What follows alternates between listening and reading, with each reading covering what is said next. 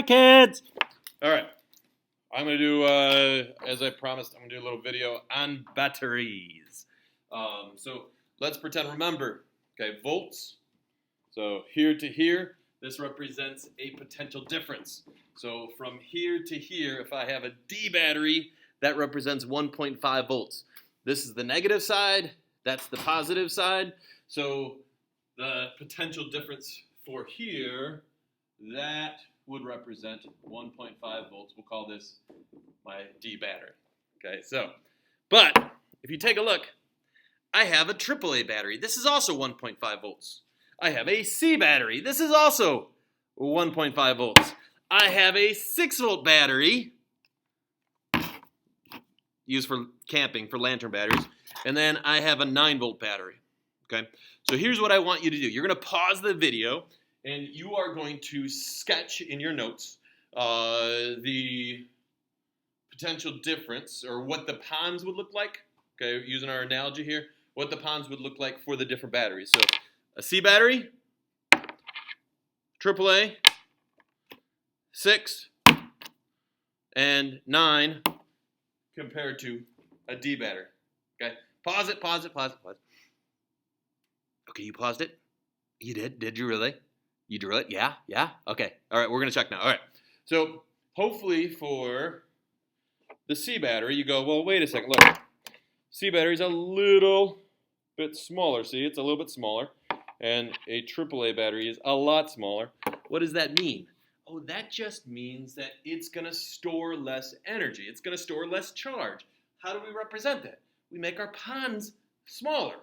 But the potential difference is going to stay the same. So if I was going to represent a C battery, maybe my ponds would only be this big, but the potential difference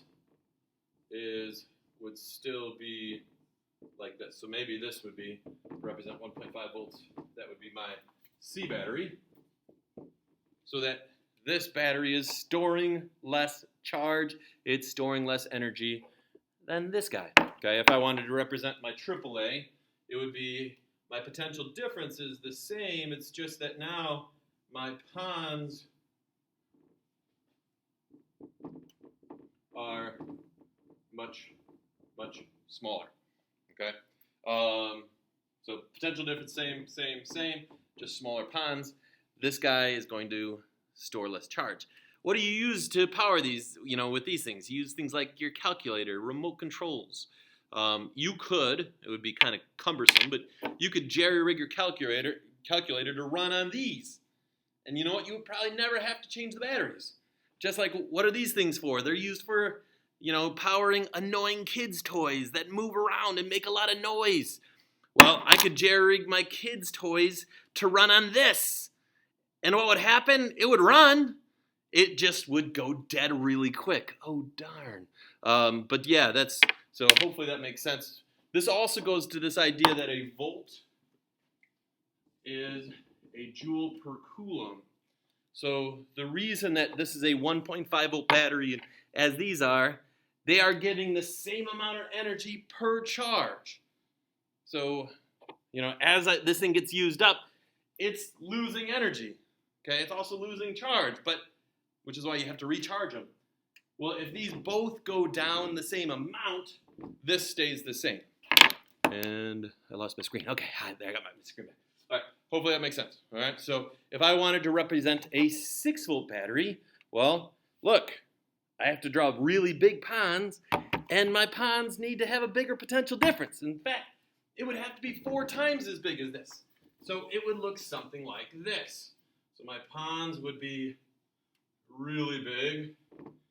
So I want to go 1, 2, 3, 4. So my ponds would probably have to be something like this. So really big ponds, and that would be something like that. And if I wanted to represent a 9-volt battery, my ponds would have to be smaller, but I would have to have a much bigger potential difference. And it's not a perfect analogy, but you can think of it like this. When your battery goes dead, you can think like your ponds go like this. Hey, look, there's no potential difference. So if you have a dead battery and you hook it up to a circuit, nothing's going to flow. There's no potential difference. All right. Hopefully it makes sense, sparkets!